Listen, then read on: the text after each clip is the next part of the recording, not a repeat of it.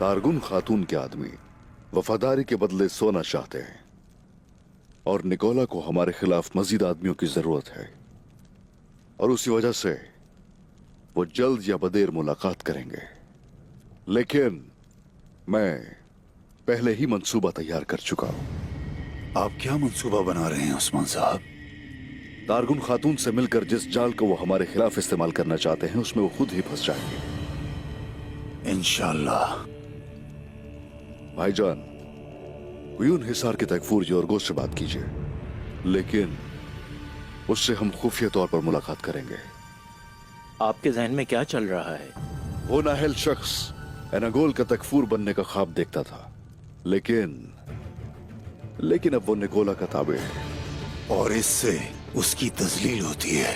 वो जो चाहता है उसको हासिल करने का मौका देंगे हम।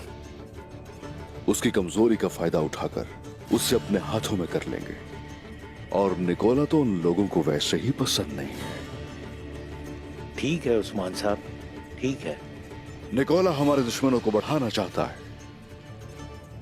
मंगोलों के साथ मिला हमारे खिलाफ। शावला करसलान से हाथ मिलाने की कोशिश की और इस कुमानों के साथ है। ये वाज़ेह नहीं है कि आइंदा कौन उसके साथ होगा, लेकिन हमें उसे रोकना होगा। मैंने अपने बेटे का इंतकाम लेने में जल्दी की, लेकिन आप दुरुस्त हैं उस्मान साहब। हम भी वही करेंगे जो उसने किया और उसके दुश्मनों में इजाफा करेंगे।